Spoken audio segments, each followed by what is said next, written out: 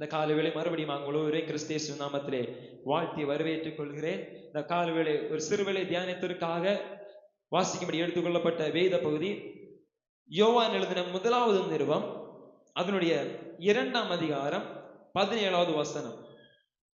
யோவான் எழுதின முதலாவது நிருபம், அதனுடைய 2ஆம் அதிகாரம் 17வது வசனம். உலகமும் அது நிச்சயம் ஒழிந்து போம், தேவனுடைய சித்தத்தின்படி செய்கிறவன் எவனோ என்றென்றைக்கும் நிலைத்திருப்பான். 18 கூட வாசிங்க. பிள்ளைகளே, இது கடைசி காலமாயிருக்கிறது. அந்தி கிறிஸ்து வருகிறான் என்று நீங்கள் கேள்விப்பட்டபடி இப்பொழுதும் அநேக அந்தி கிறிஸ்துகள் இருக்கிறார்கள். அதனாலே இது கடைசி காலம் என்று அறிகிறோம். Okay, thank you.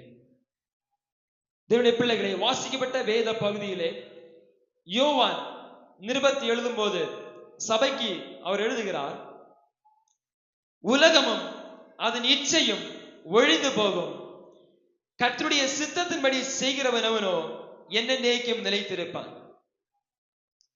அவர் இந்த வசனத்திலே, இந்த 2ஆம் அதிகாரம் 1ஆம் வசனத்திலிருந்தே அவர் சொல்லும்போது சொல்கிறார், பிள்ளைகளே, நீங்கள் பாவம் செய்யாதபடிக்கு இவைகளை உங்களுக்கு எழுதுகிறேன். எல்லாரும் கவனிங்க. யோவான் இந்த நிருபத்திலே இந்த வார்த்தை எழுத முதலாவது காரணம் என்ன? பிள்ளைகளே, நீங்கள் பாவம் செய்யாதபடிக்கு, நீங்கள் கர்த்தருக்கு முன்பாக பாவம் செய்யக்கூடாது. நீங்கள் எந்த வழியிலே நடக்கிறது பாவம் என்பதை உணர்த்தும்படிக்கு பரிசுத்த ஆவியானவர் யோவானை கொண்டு இந்த நிருபத்தில் எழுதுகிறார். பாவம் செய்யாதபடிக்கு இருக்க வேண்டும் ஆத்துமா. பாவம் செய்கிற ஆத்மாவோ சாகும் என்று வேதவசனம் சொல்லுகிறது. பாவத்தை குறித்து நான் உங்களுக்கு பிரசங்கம் பண்ணி இருக்கிறேன். அப்போ பாவம் செய்யாதபடிக்கு யோவான் சுவிசேஷகர், அப்போஸ்தலர் யோவான் இந்த நிருபத்தில் இந்த வார்த்தை எழுதுகிறார். அவர் சொல்கிறார், உலகமும் அதன் இச்சைகளும் ஒழிந்து போகும், ஆனால் கர்த்தருடைய சித்தத்தின்படி செய்கிறவனோ அவன் நிலைத்திருப்பான். ஹல்லேலூயா, ஹல்லேலூயா. கர்த்தருடைய சித்தத்தின்படி செய்கிறவன் எவனோ அவனே நிலைத்திருக்க பண்ணுகிறவர் கர்த்தர். ஹல்லேலூயா. அவன் தன்னுடைய பலத்தினால் நிலைத்திருக்க முடியாது, அவன் தன்னுடைய பணத்தினால் நிலைத்திருக்க முடியாது, தான் உண்டாக்கின ஐஸ்வர்யங்களால் நிலைத்திருக்க முடியாது. கர்த்தருடைய சித்தத்தின்படி செய்கிறவனை நிலைத்திருக்க பண்ணுகிறவர் ஒருவரே, அவர் கர்த்தர். ஹல்லேலூயா, ஹல்லேலூயா. தேவ சித்தம் செய்கிற மனுஷனே கர்த்தர் தீங்குக்கு ஒப்பு கொடுக்கிற தேவன் அல்ல, பதிலாக தீங்கிலிருந்து விடுவிக்கிற தெய்வம். ஹல்லேலூயா. தேவ சித்தம் செய்கிற மனிதனை அருள்பண்டு போக ஒப்பு கொடுக்கிற தேவன் அல்ல, மாறாக அவனை ரட்சிக்கிற தெய்வம். ஹல்லேலூயா, ஹல்லேலூயா. அப்படியான தேவ சித்தம் என்ன? தேவனுக்கு ஒவ்வொரு ஆத்துமாக்கள் மீதும், சபையின் மீது, ரட்சிக்கப்பட்ட ஒவ்வொரு விசுவாசிகள் மீது கர்த்தருக்கு ஒரு நோக்கம் உண்டு, ஒரு சித்தம் உண்டு, ஒரு வழி முறையை நமக்கு வைத்திருக்கிறார். அந்த சித்தத்தை வழி நடக்குவதற்கு நமக்கு ஒரு பாதையை கர்த்தர் காண்பித்திருக்கிறார். கர்த்தருடைய சித்தம் சொல்லப்படாதல்ல, அது மறைவிக்கப்பட்டதல்ல. That is not secret, that is not hidden. அது ரகசியமானதும் அல்ல. ஹல்லேலூயா, ஹல்லேலூயா. ஆதி முதலே கர்த்தருடைய சித்தம் இன்னது என்பது வேத வசனங்களிலே ஆதாரமாக வெளிப்படுத்தப்பட்டிருக்கிறது. பரிசுத்த ஆவியானவர் தேவ சித்தத்தை, தேவ திட்டத்தை, தேவனுடைய விருப்பம் என்ன என்பதை திட்டமாய் எழுதி நமக்கு கொடுத்திருக்கிறார். ஆதி ஏதேனிலிருந்து பார்க்கும் போதே தேவ சித்தம் சீர்கெட்டு போகிற இடங்களிலே அழிவுகளும், தேவ சித்தம் சீர்கெட்டு போகிற இடங்களிலே தேவ சித்தம் செய்யாமல் மனுஷிக சுய இச்சைகள், சுய சித்தங்கள் வெளிப்படுகிற ஸ்தானங்களிலே பலதரப்பட்ட காரியங்கள், அழிவுக்குண்டான காரியங்களை நாம் பார்க்கிறோம். ஹல்லேலூயா, ஹல்லேலூயா. அப்போ தேவ சித்தம் என்பது ஒரு மனுஷன் மிகவும் முக்கியமாக அறிந்திருக்க வேண்டிய காரியம். ஏனென்றால் தேவ சித்தம் செய்கிறவன் மட்டுமே நிலைத்திருக்க முடியும். எங்கே நிலைத்திருக்க முடியும்? எதிலே நிலைத்திருக்க முடியும்? கடைசி நாளிலே கிறிஸ்துவுக்குள்ளாக நிலைத்திருக்க வேண்டுமானால் நாம் தேவ சித்தம் செய்கிறவர்களாக இருக்க வேண்டும். ஹல்லேலூயா. தேவ சித்தம் செய்யாத எந்த ஒரு ஆத்மாவும், எந்த ஒரு விசுவாசியும் எவ்வளவு வருஷம் விசுவாச வாழ்க்கை வாழ்ந்தினாலும் தேவ சித்தத்தை அறியாமல், அதை செய்யாமல் தன் வாழ்க்கையை அவன் கடத்தி கொண்டு போகிற எந்த ஒரு விசுவாச பிள்ளையா இருந்தாலுமே அவர்களை கர்த்தர் பார்த்து சொல்கிற ஒரு வார்த்தை, நீங்கள் என் சித்தத்தை அறியாமல் இருந்தீர்கள், உங்களை நான் அறியேன், அக்கிரமக்காரரே நீங்கள் எங்கினை விட்டு போங்கள் என்று கர்த்தர் சொல்லுவார். ஹல்லேலூயா, ஹல்லேலூயா. அதுதானே சுவிசேஷத்தில் சொல்லப்பட்டிருக்கிறது. என் சித்தம் செய்கிறவனவனோ அவனே நான் சேர்த்துக்கொள்ள கர்த்தர் சொல்றாரு.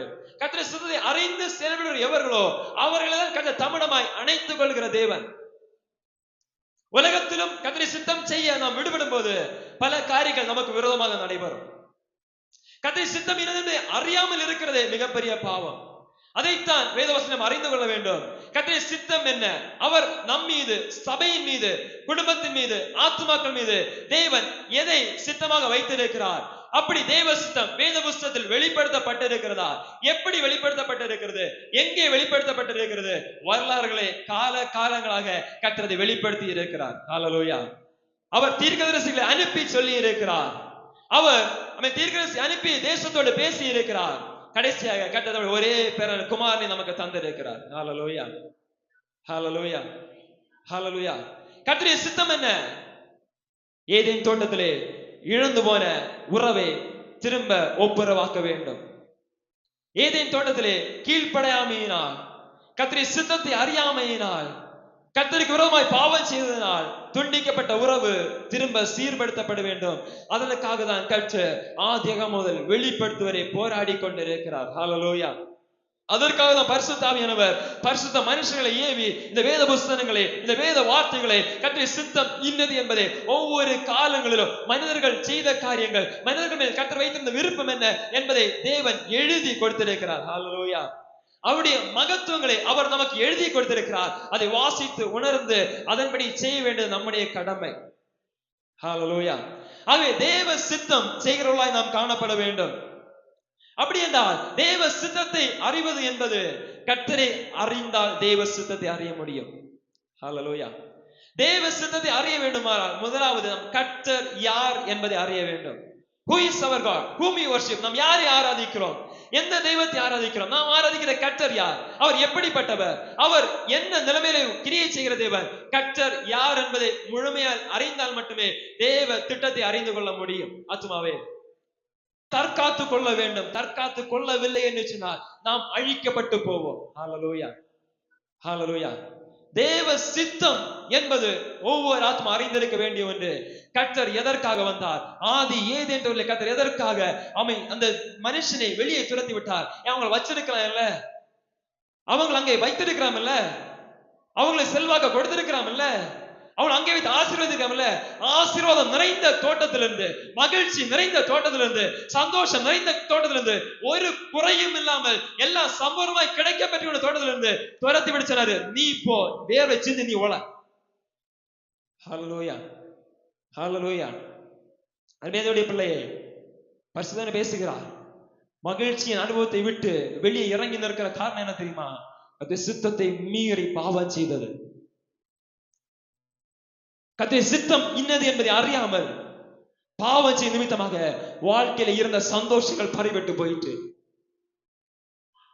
வாழ்க்கையில் இருந்த சம்பூர்ணமான அனுபவங்கள் வாழ்க்கை விட்டு எடுபட்டு போயிட்டு, வாழ்க்கையில் இருந்த மகிழ்ச்சி எடுபட்டு போயிட்டு, வாழ்க்கையில் இப்போது வேர்வை சிந்துகிற அனுபவம், கஷ்டப்படுகிற அனுபவம், உழைத்தும் பொத்தலான பையிலே போடுகிற மாதிரி வாழ்க்கையின் அனுபவங்கள் போய்கொண்டு இருக்கிறது. உணர்ந்து கொள்ள ஆத்துமாவே, பரிசுத்த ஆவியானவர் உன்னோடு பேசிக்கொண்டு இருக்கிறார். உன்மீது இது வைத்த தெய்வீக திட்டத்தை நீ உணராமல் போன நிமித்தமாக உனக்கு கொடுக்கப்பட்ட காலத்தை நீ அப்பிரயோஜனமாய் உபயோகப்படுத்தினபடியினால் கர்த்தர் உன்னை தன் ஸ்தானத்தில் விலக்கி போட்டார். ஹல்லேலூயா, ஹல்லேலூயா. இனி செழிப்பான வார்த்தைகள் எல்லாம் வராது. பரிசுத்த ஆவியானவர் கொடுத்த வார்த்தைகளை மட்டும் நான் பேசுவேன். பரிசுத்த கொடுத்த வார்த்தைகளை மட்டும் நான் பேசுவேன். ஆவியானவர் கொடுத்த வார்த்தை மிகவும் கடினமான வார்த்தைகள். இந்த காலை வேளையிலே யாக்கோபு நிருபத்தில் சொல்கிறார், நான் பொதுவான ரட்சிப்பை குறித்து எழுதுவதற்கு கருத்துள்ளன இருக்கும்போது ஆவியானவர் என்னை வேறொரு காரியத்தை திருப்பி விட்டார். ஹல்லேலூயா, ஹல்லேலூயா, ஹல்லேலூயா. ஆவியானவர் சொன்ன காரியங்களை சபையோடு நான் சொல்ல வேண்டும். இன்னும் 10 நிமிடங்கள் இருக்கிறது. அதற்குள்ள நான் முடிக்க விரும்புகிறேன். 2 கொரிந்தியர் 5:18-20 வாசிப்போம். 2 கொரிந்தியர் 5:18-20 வரைக்கும். இவையெல்லாம் தேவனால் உண்டாயிருக்கிறது. இவையெல்லாம் தேவனால் உண்டாயிருக்கிறது. அவர் இயேசு கிறிஸ்துவை கொண்டு, அவர் இயேசு கிறிஸ்துவை கொண்டு நம்மை தம்மோடே ஒப்புரவாக்கி, எல்லாரும் கவனிங்க, நம்மை தம்மோடே ஒப்புரவாக்கி, ஒப்புரவாகுதலின் ஊழியத்தை எங்களுக்கு ஒப்பு கொடுத்தார். ஒப்புரவாக்குதல் ஊழியத்தை எங்களுக்கு ஒப்பு கொடுத்தார். ஹல்லேலூயா. இயேசு கிறிஸ்துவை கொண்டு பிதாவாகிய தேவன் மனுஷனை தம்முடைய ஒப்புரவாக்குகிறார். புரிகிறதா உங்களுக்கு? இயேசு கிறிஸ்துவை கொண்டு பிதாவாகிய தேவன் மனுஷர்களை ஆகிய நம்மை, பாவிகளாகிய நம்மை தம்மோடு ஒப்புரவாக்குகிறார். He is reconciling the fallen relationship. அவர் உறவை திரும்ப ஒப்புரவாக்குகிறார். ஹல்லேலூயா, ஹல்லேலூயா. அவர் அந்த ஒப்புரவாக்குதல் ஊழியத்தை எங்களுக்கு ஒப்பு கொடுத்திருக்கிறார். ஹல்லேலூயா. அப்படியானால் நான் மனுஷனை, பாவிகளாய் இருக்கிற மனிதர்களே, நம்மேல் குறித்த திட்டம் என்ன? நம்மளுக்கு குறித்த தேவனுடைய சித்தம் என்ன? நாம் மனிதனை இயேசு கிறிஸ்துவின் மூலமாக பிதாவோடு ஒப்புரவாக செய்ய வேண்டும். ஹல்லேலூயா. எத்தனை பேரை நீங்க இந்த நாள் வரைக்கும் ஒப்புரவாக்கி இருக்கீங்க? பக்கத்துல தூங்குறவங்களை தட்டி எழுப்புங்க. பக்கத்துல தூங்குறவங்களை தட்டி எழுப்புங்க. எத்தனை பேர் நீங்க இதுவரைக்கும் பிதாவின் சமூகத்துல இயேசு கிறிஸ்து மூலமாக ஒப்புரவாக்கி இருக்கிறீர்கள்? இதுதான் தேவ திட்டம். இதுதான் தேவ திட்டம். இன்னைக்கு மாற நம்ம என்ன செய்யறோம் பாத்தீங்களா? யாருக்கிட்ட சண்டை போடலாம், எப்படி ஒருத்தனை குற்றம் கண்டுபிடிக்கலாம், எப்படி ஒருத்தனை அடிக்கலாம், எப்படி ஒருத்தனை துன்பப்படுத்தலாம். அவன் விசுவாசிகள், கிறிஸ்தவர்கள் மாறி மாறி தங்களுக்குள்ளாகவே கிறிஸ்துவுக்கு விரோதமான பிரமாணங்களை எடுத்துக்கொண்டு என்ன செய்கிறார்கள்? போராடி கொண்டு இருக்கிறார்கள். ஹல்லேலூயா, ஹல்லேலூயா. கிறிஸ்து நம்மை அழிக்கும்படி வரவில்லை. இயேசு கிறிஸ்து சொல்கிறார், நானோ அவைகளுக்கு ஜீவன் உண்டாக வந்திருக்கிறேன். ஹல்லேலூயா, ஹல்லேலூயா. கிறிஸ்து நம்மை அழிக்கும்படி வந்திருந்தார், இன்னைக்கு நீங்க யாரும் உயிரோடு இருந்திருக்க மாட்டீங்க, நானும் உயிரோடு இருந்திருக்க மாட்டேன். நம்ம அழிந்து போயிருப்போம். மாறாக கிறிஸ்து ஜீவன் தரும்படி தான் வந்திருக்கிறாரு. ஆகவே இந்த ஊழியம் நம்மை கொல்லுகிற ஊழியம் அல்ல, இது உயிர்ப்பிக்கிற ஊழியம். ஹல்லேலூயா. அழிவுக்கு நேராய் போகிற பாவி ஆத்மாவை கிறிஸ்துவின் நாமத்தை கொண்டு பிதாவோடு ஒப்புரவாக்க வேண்டும் என்பது பிதாவின் திட்டம். அதுவே தேவ சித்தம். உங்களுக்கு நல்ல படிப்பை தரணும், கார் தரணும், செல்வாக்கு தரணும், பெரிய பங்களா தரணும், இதெல்லாம் தேவனுடைய திட்டம். இதெல்லாம் முதலாவது தேவனுடைய ராஜ்யத்தை செய்கிறவர்களுக்கு அவன் தேவை கேட்ட ஆசீர்வாதங்களை கட்ட தருவார். தேவைக்கு மிஞ்சி கட்ட தரமாட்டாரு. தேவை கேட்ட ஆசீர்வாதங்களை கட்ட தருவார். ஆனா அதுக்கு மேலாக தேவன் நம்ம மீது வைத்திருக்கிற சித்தத்தை செய்யும் போதுதான் அந்த ஆசீர்வாதம் நமக்கு பின்னாக வரும். கடைசியாக ஒரு நபரை மட்டும் உங்களுக்கு சுட்டி காட்டுவேன். அப்போ தேவ சித்தம் அறிகிறவர்கள் நாம் காணப்பட வேண்டும்.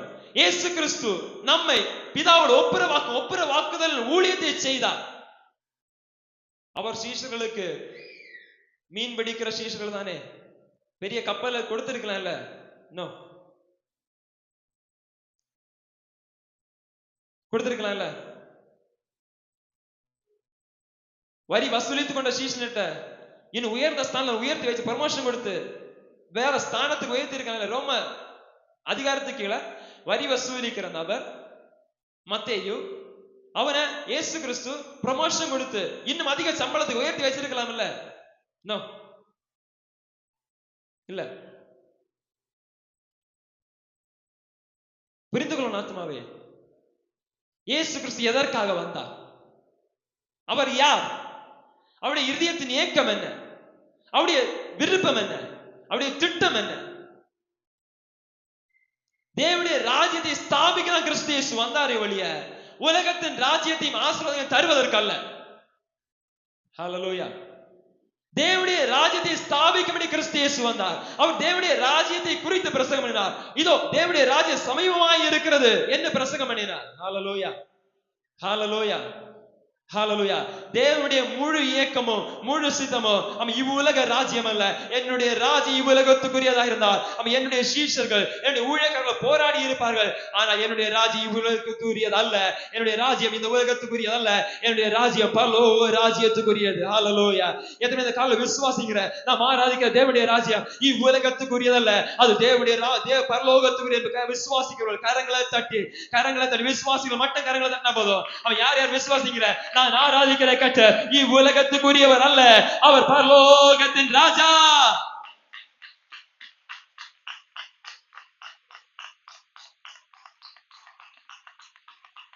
அவர் சீஷர்கள் அழைத்ததும் கூட தேவனுடைய ராஜ்யத்தை கட்டுவதற்காக தான். சீஷர்கள் அழைத்தது கூட தேவனுடைய ராஜ்யத்தை கட்டுவதற்காக தான். கர்த்தர் சொல்லும்போது சொன்னாரு, என் பின்னே வருகிறவன் தன் சிலுவை எடுத்துக்கொண்டு என்னை பின்பற்ற வேண்டும். அவன் தான் சீஷன். மீன் பிடிக்கிற வலையை எடுத்துக்கொண்டு வரணும்னு கர்த்தர் சொல்லல. உன் தொழில நீ கொண்டு வான்னு கர்த்தர் சொல்லல. You take your shame and cross. உன் வாழ்க்கையில நீ அந்த சிலுவை தான் சுமக்கணும். அதான் தெய்வ சித்தம். கர்த்தரை பின்பற்ற தேவனுடைய பிள்ளையே, தொழில் எல்லாம் ரெண்டாவது. பாத்தீங்கன்னா இந்த வாரத்துல ஜெபம் நடந்தது. வெள்ளிக்கிழமை உபவாச ஜெபம், சாயங்காலம் ஆராதனை, சனிக்கிழமை காலையில ஜெபம், சாயங்காலம் ஆராதனை, வேலைக்கிழமை பைபிள் ஸ்டடி, இன்னைக்கு ஞாயிற்றுக்கிழமை. இந்த வாரத்துல எத்தனை பேர் சபைக்கு வந்தீங்க?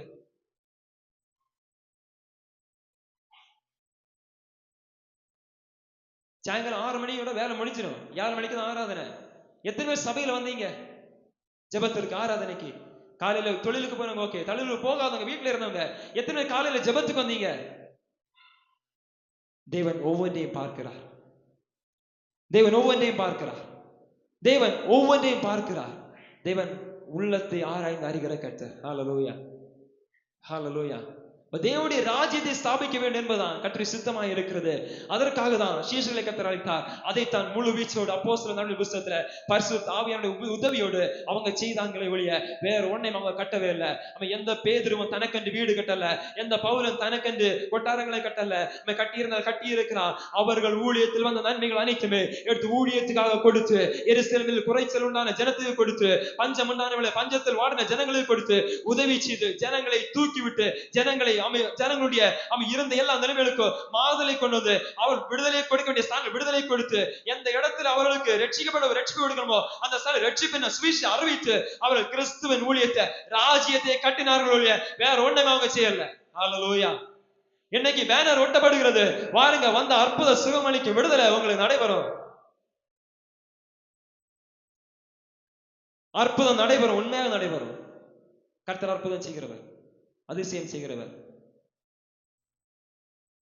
ஆனா எப்படி அற்புதம் செய்வார்? யாருக்கு அற்புதம் செய்வார்? யாருக்கு விடுதலை கொடுப்பார்? தெய்வ சித்தத்தின்படி நடக்கிறவனுக்கு தான் விடுதலை. எல்லாம் ஒருத்தனுக்கு விடுதலை தர மாட்டார் கர்த்தர். வேதவசனம் நான் சொல்றேன். அப்போ சீஷர்கள் கர்த்தருடைய ராஜ்யத்தை கட்டினார்கள். அவர்கள் இவ்வுலகத்தை கட்ட அழைக்கப்படவில்லை, இவ்வுலகத்தை அவர்கள் கட்டவும் இல்லை. அப்படி கட்டி இருந்தால் இந்த வேத வசனத்துல நிருபங்கள் வெளிப்பட்டு இருக்காது. இந்த வேத வசன வார்த்தைகள் அவமாய் போயிருக்கும். ஹல்லேலூயா. இவ்வுலகத்தின் ஆசை, இவ்வுலகத்தின் மீது ஆசை வைத்து வருத்தம் வந்தான் யூதாஸ். முடிவு அகோரமாய் இருந்தது. இவ்வுலகத்தின் வாசி மீது, இவ்வுலகத்தின் மீது ஆசை வைப்போமானால் முடிவு அகோரமாய் இருக்கும். ஹல்லேலூயா. அதைத்தான் யோவான் சொல்லுகிறார், உலகமும் அதன் இச்சைகளும் ஒழிந்து போகும், தேவ சித்தம் செய்கிறவனோ கர்த்தருடைய சித்தம் செய்கிறவனோ அவனே நிலைத்திருப்பான். ஹல்லேலூயா, ஹல்லேலூயா, ஹல்லேலூயா. 1 ராஜாக்கள் புத்தகம் 13:11 எடுங்க, வாசிப்போம். 1 ராஜாக்கள் 11:13. ஒரு சில நபர்களை மட்டும் உங்களை சுட்டி காட்டிவிட்டு நான் இந்த காலை பிரசங்கத்தை முடிக்க விரும்புகிறேன். 1 ராஜாக்கள் 13ஆம் அதிகாரம் 11வது வசனம். கிழவனான ஒரு தீர்க்கதரிசி பெத்தேலிலே குடியிருந்தான். அவன் குமாரர் வந்து, தேவனுடைய மனுஷன் அன்றைய தினம் பெத்தேலிலே செய்த எல்லா செய்கைகளையும் அவன் ராஜாவோடே சொன்ன வார்த்தைகளையும் தங்கள் தகப்பனுக்கு அறிவித்தார்கள்.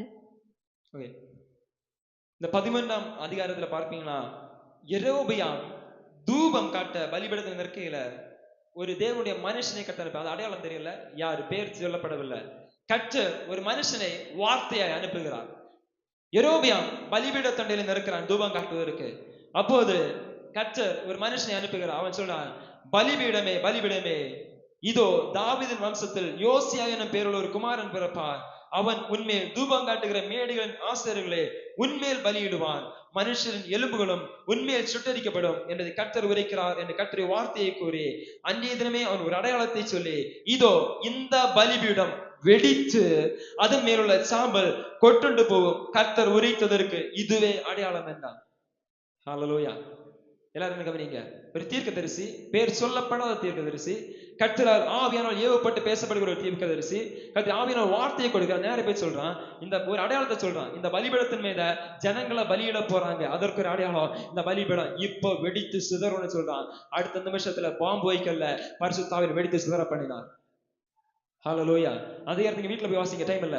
இதே இந்த இவ்வளவு அற்புதங்களை, இந்த ஒரு அடையாளத்தை காண்பது தீர்க்கதரிசி கர்த்தர் சொல்ல, நீ போயிட்டு வழியில ஒண்ணு நிக்க கூடாது, நீ எங்கேயுமே போக கூடாது, திரும்ப உன் ஸ்தானத்துக்கு வரணும். என்ன செய்யணும்? உன் ஸ்தானத்துக்கு எல்லாரும் சொல்லுங்க, ஒரு ஸ்தானத்துக்கு வர வேண்டும். நீ வழியில எங்கேயுமே போக கூடாது. நீ போகணும், வார்த்தையை சொல்லணும், அங்க அடையாளம் வெளிப்படும். நீ அதோட வேற எங்கேயும் போக கூடாது, நீ திரும்ப வரணும். ஆனா வழியில ஒரு எதிரடை வருகிறது. ஒரு கிழவனாகிய தீர்க்கதரிசியின் புத்திரர்கள் என்ன செய்யணும் பாத்தீங்களா, இந்த அடையாளம் நடந்த இடத்துல இருக்கிறாங்க. போய் அந்த தீர்க்கதரிசியோட சொல்றாங்க. அந்த தீர்க்கதரிசி கழுதையின் மேல சேணத்தை வைத்து கட்டி கொண்டு இந்த வாலிப தீர்க்கதரிசியை பார்க்க எதிர்பட்டு போய் கொண்டு இருக்கிறான். பார்த்து சொல்றான், நீ ரெண்டு வரணும், என் வீட்டுக்கு வரணும். அவன் சொல்றாரு, இல்ல ஆண்டவர் என்கிட்ட சொல்லியிருக்காரு, வழியில எங்கேயும் போக கூடாது, நீ திரும்ப என்னுடைய ஸ்தானத்துக்கு போக வேண்டும் கத்த சொல்லியிருக்காரு. கத்த சித்தம், கத்த அவன் மீது சித்தம் என்ன, நீ வழியில எங்கேயும் போகணும் கத்த சொன்னாரு. ஆனா கிழவனாகிய தீர்க்கதரிசி சொல்றான், இல்ல நானும் ஒரு தீர்க்கதரிசி தான், நான் சொல்றது உண்மைதான், கர்த்தர் என்னோட பேசினாரு, பொய் சொன்னான். புரியுதா உங்களுக்கு? புரியுதா உங்களுக்கு? புரியுதா? இந்த இடத்துல தப்பு பண்ணது யாரு? தப்பு பண்ணது யாரு? தப்பு பண்ணது யாரு? பொய் சொன்னது யாரு? பொய் சொன்னது யாரு? இந்த கிழவனாகிய தீர்க்கதரிசி. கிழவனாகிய தீர்க்கதரிசி. தீர்க்கதரிசி பொய் சொல்றான். பொய் சொன்ன பிற்பாடு இவன் என்ன செய்ய, அந்த வார்த்தையை ஏற்றுடா. இவன் ஒரு தீர்க்கதரிசி, இவனும் கர்த்தருடைய சத்தத்தை கேட்டவன், இவன் ஜெபிக்கவில்லை. ஹல்லேலூயா. இவன் கர்த்தரில் கேட்கவில்லை. இவன் கர்த்தரில் கேட்க, நான் போகலாமா போக கூடாதா? ஏன்னா கர்த்தர் ஏற்கனவே சொல்லிட்டாரு, நீ போக கூடாது, நீ திரும்ப உன் ஸ்தானத்துக்கு தான் வரணும். நீ அங்க போனேன்னா கதை வேற. கர்த்தர் சொல்லல, ஆனா போக கூடாதுன்னு கர்த்தர் சொன்னாரு. போக கூடாதுன்னு போக கூடாதுதான். ஹல்லேலூயா. நீ போகாதுன்னு சொன்னா போகாதுதான். நீ போனா உன்னை சிங்கம் கடிக்கும். ஹல்லேலூயா. ஹல்லேலூயா. அவன் போனான், சாப்பிட்டான், திருப்தியானான், சந்தோஷித்தான். திரும்ப வருகிற வழியில பாலசிங்கம் அவனை பீறி போட்டது. ஹல்லேலூயா. இந்த வார்த்தை அப்படியே என்னை பிடித்தது. கர்த்தர் சித்தத்தை மீறி போகிற ஆத்துமாவே, கர்த்தர் சித்தத்தை மீறி நீ தவறும் பட்சத்துல நீதியுள்ள நியாய தீர்ப்பு உன்மேல் வரும். அநீதி உள்ளதல்ல, திரும்ப சொல்றேன், நீதியுள்ள தண்டனையின் நியாய தீர்ப்பு மேல் வரும். நீ கர்த்தருடைய சித்தத்தை விட்டு மாறி நடக்கும்போது இது நீதியுள்ள நியாய தீர்ப்பு. இந்த தீர்க்கதரிசி வெளிப்பட்டது நீதியுள்ள நியாயம், அநீதி அல்ல. இந்த தீர்க்கதரிசி வெளிப்பட்டது இது ஒரு நீதியாகும். ஏன்னா கர்த்தர் கொடுத்த வார்த்தையை மீறி, கர்த்தருடைய சத்தியத்துக்கு மீறி, கர்த்தருடைய சத்தத்துக்கு மீறி அவன் போதனால் அவன் மேல் வெளிப்பட்ட கர்த்தருடைய நீதி. அல்லேலூயா சொல்லுங்க. அவன் கர்த்தருடைய வார்த்தையை மீறினால கர்த்தருடைய நீதி வெளிப்பட்டது. இதுதான் நீதி. அவன் சாகணும், அதுதான் நீதி. ஹல்லேலூயா.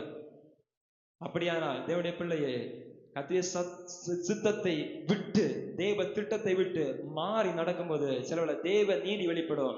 அது ஒருவேளை அந்த ஆக்கினை தீர்ப்பு, தண்டனை ஆக்கினை தீர்ப்பு ஒருவேளை மரணம் கூடவா இருக்கலாம். ஹல்லேலூயா. ஹல்லேலூயா. ஹல்லேலூயா. திரும்பவும் சொல்றேன், தேவனுடைய சித்தத்தை மீறி நடக்கும்போது ஆக்கினை தீர்ப்பு வெளிப்படும். அது தேவனுடைய அது மனுஷன் கேள்வி கேட்க முடியாது. மனுஷன் கேள்வி கேட்க முடியாது. நமக்கு கேட்ட கேள்வி கேட்கிறேன், அந்த தீர்க்கதரிசி நல்லவன் தானே, அவனை பின்மாற செய்தது இன்னொரு தீர்க்கதரிசி தானே? இல்ல இல்ல, no no no, already you are receive the word. Already கர்த்தர் உன்னோட பேசி இருக்கிறார். ஆல்ரெடி கர்த்தர் உனக்கு சொல்லி இருக்கிறார். நீ போக கூடாது, நீ அங்க நிற்க கூடாது, நீ அங்க போக கூடாது என்று கர்த்தர் உன்னோட சொல்லி இருந்தோம். நீ கர்த்தருடைய வார்த்தையை அசட்டை பண்ணி, கர்த்தருடைய வார்த்தையை கேட்டும் அதை கேளாதவனை போல நடந்தபடியினால் உன் மீது கர்த்தருடைய நீதியுள்ள தண்டனையின் நியாய தீர்ப்பு வரும் என்பதை பரிசுத்த ஆவியானவர் இந்த பவுலுடைய சபைக்கு சொல்லுகிறார். ஆத்துமாவே, இந்த பவுலை மனம் திரும்ப வேண்டும். ஆத்துமா, இந்த பவுலை கர்த்தர் சமூகத்துக்கு ஒப்பு கொடுக்க வேண்டும். அடுத்து ஒரு நபரை கூட சுட்டி காட்டி விட்டு முடிக்க விரும்புகிறேன். 1 சாமுவேல் 2:35. 1 சாமுவேல் 2:35. கர்த்தர் ஒரே ஒரு வார்த்தை கூட, கர்த்தர் சித்தமானால் அடுத்து இதனுடைய தொடர்ச்சியை கர்த்தருடைய சமூகத்துல நிறைய காரியங்கள் இருக்கு சொல்றதற்கு. அடுத்த தொடர்ச்சி, அடுத்த பிரசங்கம் கிடைக்கிற சான்ஸ் நான் சொல்றேன். ஓகே, 1 சாமுவேல் 2:35 வாசிங்க. நான் என் உள்ளத்துக்கும் என் சித்தத்துக்கும் ஏற்றபடி செய்யத்தக்க உண்மையான ஒரு ஆசாரியனை எழும்ப பண்ணி அவனுக்கு நிலையான வீட்டை கட்டுவேன். அவன் என்னால் அபிஷேகம் பண்ணப்பட்டவனுக்கு முன்பாக சகல நாளும் நடந்து கொள்வான். ஹல்லேலூயா. அருமையான பிள்ளைகளே, ஏலியின் குடும்பத்தை தள்ளி சாமுவேலை கரம் பிடித்தார். திரும்பவும் சொல்றேன், ஊழியம் செய்துட்டு இருந்ததுல விசுவாச வாழ்க்கை நிற்கிற சில குடும்பங்கள் தள்ளப்பட்டு போகும், தெய்வ சித்தம் செய்யப்படவில்லை என்று சொன்னார். ஏலி கர்த்தருடைய சித்தத்தை அறியாமல் வாழ்ந்து கொண்டிருந்தான். ஏலியின் நாட்கள், ஏலிக்கு நல்ல வாய்ப்பு இருந்தது கர்த்தருடைய வசனத்தை தியானிப்பதற்கு, கர்த்தருடைய வசனத்தை ஜனங்கள் அறிவிப்பதற்கு, கர்த்தருடைய வார்த்தையை தன் பிள்ளைகளுக்கு கற்றுக் கொடுப்பதற்கு, தன் வாழ்நாளிலே தேவ சித்தம் செய்வதற்கு கர்த்தர் ஏலிக்கு வாய்ப்பை கொடுத்தார். ஆனால் வசனம் சொல்லுகிறது, கர்த்தர் சொல்லுகிறார் ஏலியை பார்த்து, அவன் நான் என் இருதயத்துக்கு ஏற்ற, அப்படி என்ன சொன்னார், என் சித்தம் செய்கிற ஒருவனை நான் தெரிந்தெடுப்பேன். தேவ பிள்ளையே, நீ தேவ சித்தத்தை மறந்தால் கர்த்தர் உன்னை தள்ளி கர்த்தருடைய சித்தம் செய்கிற ஒருவனை தெரிந்தெடுப்பார். நீ தேவ சித்தம் செய்ய மறந்து போகும்போது உனக்கு வர வேண்டிய நன்மை உன்னை விட்டு மாறி போகும். இன்னொருத்தனை உண்மை உள்ளவனை கர்த்தர் கரத்தில் எடுப்பார். ஹல்லேலூயா.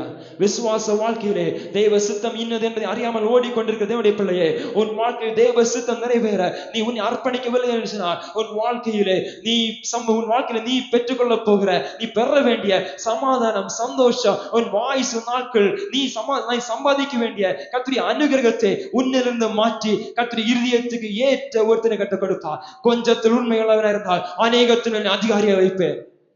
5 தாலந்து, 2 தாலந்து, 1 தாலந்து, 1 தாலந்து பெற்றவன் அதை புதைத்து மூடினான்.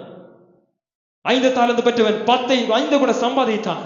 அவன் செய்தான் பாருங்க, அவன் கர்த்தருடைய இதயத்துக்கு ஏற்றவன், அவனுக்கு தான் கொடுக்கப்படும். ஹல்லேலூயா, ஹல்லேலூயா.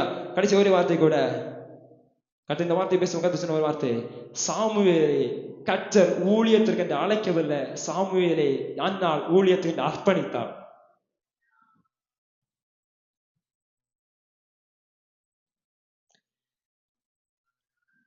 புரிஞ்சா உங்களுக்கு? சாமுவேலை கொடுன்னு கர்த்தர் கேட்கல, சாமுவேலை அந்நாள் அர்ப்பணித்தான். அநேக நாட்கள் பிள்ளைகளாமல் இருக்கிறது, பொருத்தனை பண்ணினான். இன்னைக்கு இந்த சபையில இருக்கிற எத்தனை குடும்பங்கள் பொருத்தனை பண்ணி பிள்ளைய ஊழியத்துக்கு நான் விடுவேன் பொருத்தனை பண்ணி எத்தனை குடும்பங்கள் இருக்கு? கை வைத்தா. எத்தனை வாலிபர்கள் இருக்கீங்க ஊழியத்துக்கு என்று பொருத்தனை பண்ணப்பட்ட வாலிபர்கள்? அருமையோடைய பிள்ளையே, வசனம் சொல்லுகிறது, உன் தகப்பனையும் உன் தாயினை கனமண்ணு, உன் ஆயுசு நாட்கள் நீடித்திருக்கும். இதுவே வாக்குத்தத்தமுள்ள முதலாம் கற்பனை. இந்த பிள்ளை பரிசுத்த ஆவியானவர் சொல்கிறார், ஊழியத்துக்கு அர்ப்பணிக்கப்பட்ட பிள்ளைகள் நிச்சயம் ஊழியம் தான் செய்ய வேணும். ஏன்னா அவங்க மீறி இருக்கிறது மனுஷனுக்கு முன்பாக செய்யப்பட்ட பொருத்தனை அல்ல, இது ஒரு தெய்வத்துக்கு முன்பாக செய்யப்பட்ட பொருத்தனை. அந்த தெய்வத்துக்கு முன்பாக செய்யப்பட்ட பொருத்தனைக்கு அந்த வாலிபனா இருந்தாலும், வாலிப பிள்ளையா இருந்தாலும், பெண்ணா இருந்தாலும், ஆணா இருந்தாலும், குடும்பமா இருந்தாலும், ஆமை யாரா இருந்தாலும் நிச்சயம் கணக்கு ஒப்புவித்தாக வேண்டும். ஹல்லேலூயா. பொருத்தனை நிறைவேற்ற முடியலாம், பொருத்தனை பண்ணக்கூடாது. ஏன் பொருத்தனை பண்ணாங்க? வாலிபர்களுக்கு நான் சொல்றேன், பிள்ளைகளுக்கு நான் சொல்றேன், ஏன் பெற்றோர் பொருத்தனை பண்ணாங்க? அன்னைக்கு அவர்களுக்கு கர்த்தர் மேல் இந்த விசுவாசம், எப்படியாவது இந்த பிள்ளை ரட்சப்படணும். வியாதி வந்தது, வியாதி ஹாஸ்பிட்டல் இருக்கும்போது பொருத்தனை, ஏசப்பா இந்த பிள்ளைக்கு இந்த வியாதியை மாட்டீங்கன்னா இந்த பிள்ளை நான் உமக்கு கொடுத்துறேன், உங்களுடைய ஊழியத்துக்கு நான் கொடுத்துறேன், என் பிள்ளை உங்களுடைய ஊழியம் செய்யும். இயேசுக்கு முன்னாடி பொருத்தனை பண்ணாங்க. இன்னும் பிள்ளை பிறக்காம இருக்கிறது, எனக்கு ஒரு பிள்ளையை நீங்க கொடுத்தீங்கன்னா இந்த பிள்ளையை நான் உமக்கு உங்களுடைய ஊழியத்துக்கு நான் கொடுத்துறேன், பொருத்தனை பண்ணியிருக்காங்க. ஆனா பொருத்தனை பண்ணப்பட்ட பொருத்தனைகள் மறக்கப்பட்டு புதைக்கப்பட்டு கிடக்கிறது. தாளந்து புதைக்கப்பட்டது போல, தாளந்து புதைக்கப்பட்டது போல இந்த பாடல் நீ கணக்கு ஒப்புவிக்கணும், நீ கணக்கு ஒப்புவிக்கணும். உன் பொருத்தனையை குறித்த கணக்கு நீ ஒப்புவிக்க வேண்டும். பரிசுத்த இந்த கால சபையோடு பேசுகிறார், உன் சந்ததியை கர்த்தர் ஆசீர்வதிக்க மாட்டாரா? உன் சந்தை உலகத்தின் இச்சைகளுக்காக போக வேண்டும், உன் சந்தை உலகத்தை சம்பாதிக்க போக வேண்டும். இல்ல, தேவ சித்தம் செய்கிறவனை உன் சந்தை மாற வேண்டும். கால்கள் அப்படியே கண்களை மூடுங்க, அதை சமுதிரம் ஒப்பு கொடுப்போம், சமுதிரம் ஒப்பு கொடுப்போம். ஹல்லேலூயா, ஹல்லேலூயா, ஹல்லேலூயா, ஹல்லேலூயா, ஹல்லேலூயா. அதை சமுதிரம் ஒப்பு கொடுப்போம். காலம் கடைசியா இருக்கிறது, கர்த்தர் வருகை எப்போதுன்னு தெரியாது. ஆமா, இந்த நாட்களை பிரயோஜனப்படுத்திக் கொள்வோம். தேவாவியர் சபையோடு பேசுகிற அந்த கால வேளையில, ஆமே, உன் சந்ததி உன் சந்தானம் ஆசீர்வதிக்கப்படணுமா? நீ செய்த பொருத்தனை நீ முதலாவது நிறைவேற்று. உன் சந்தை ஊழியத்துக்கு நீ அர்ப்பணித்திருந்தா ஊழியத்துக்கு கொடு கொடு கொடு. ஆமே, தேவன் அதை கனம் பண்ணுகிறவராய் இருக்கிறார். அவன் தேவன் அதை கனம் பண்ணுகிறவராய் இருக்கிறார். அவன் தேவ சித்தத்துக்கு ஒப்பு கொடுத்து அவன் பிள்ளைய ஊழியத்துக்கு கொடுத்தியே, தேவ சித்தத்துக்கு தேவ கரத்துல கொடுத்தியே, ஆனா இப்போது புதைத்து வைத்திருக்கிறாயே. ஹல்லேலூயா, ஹல்லேலூயா, ஹல்லேலூயா. ஒண்ணுமில்லாத இருந்தப்போ, எல்லாம் நம்ம விட்டு போகிற சூழ்நிலை தெரிஞ்சப்போ கர்த்தருக்கு முன்னாக ஒரு பொருத்தனை. இன்னைக்கு அந்த பொருத்தனை நினைவு கூறுகிறோமா? அந்த பொருத்தனை நினைவுகிறோமா? வாலிப தம்பி தங்கச்சி, நான் உங்களுக்கு சொல்றேன், உங்க தகப்பன் தாய்மார்கள் உங்களை ஊழியத்துக்குன்னு பொருத்தனை பண்ணியிருந்தாங்கன்னா நிச்சயமா நீங்க உங்களை ஊழியத்தை அர்ப்பணம் செய்தாக வேண்டும். ஏன்னா உங்க ஆயுசு நாட்கள் நீடித்திருக்க வேண்டுமானால் உங்கள் தாயை தகப்பனை நீங்கள் கனம் பண்ணி ஆக வேண்டும். You have to honor your father and your mother. நீங்கள் உங்கள் தாயின் தகப்பனை கர்த்தருக்கு முன்பாக செய்த பொருத்தனை நீங்கள் நினைவு கூர்ந்து இந்த காலில் அர்ப்பணிங்க. ஒரு யெப்தா யுத்தத்துக்கு போகும்போது பொருத்தனை பண்ணா, என் வீட்டுல முதலாவது யுத்தத்துல வெற்றி பெற்று வந்தேன்னா என் வீட்டுல முதலாவது எனக்கு எதிர்படுகிறதோ அதை நான் உமக்கு தருவேன்னு பொருத்தனை பண்ணிட்டு போனா, திரும்பி வரும்போது முன்பாக நின்றது தன்னுடைய ஒரே ஒரு மகள், தன் ஆசையா வளர்த்த மகள். அவன் இதோடைய பிள்ளை இந்த காலி விழல அதை சமூகத்தில் ஒப்பு கொடுங்க.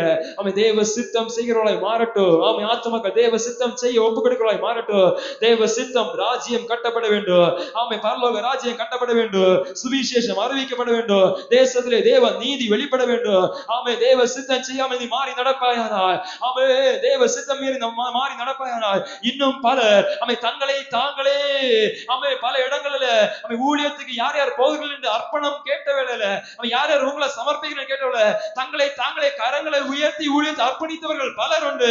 இந்த காலை பரிசுத்த ஆவியானவர் பேசுகிறார், நீ உன்னை இந்த கால வேளையிலே மறு சீர்படுத்திக்கொள். உன் வாழ்க்கையை வந்து பரிசீலித்து பார். உன் அர்ப்பணம் வந்து புதுப்பிக்கப்படட்டும். உன் பொருத்தனை வந்து புதுப்பிக்கப்படட்டும். உன்னால செய்யக்கூடாத காரியம் ஒன்றுமில்லை. கர்த்தர் உன்னை பலப்படுத்துவார். Yeah.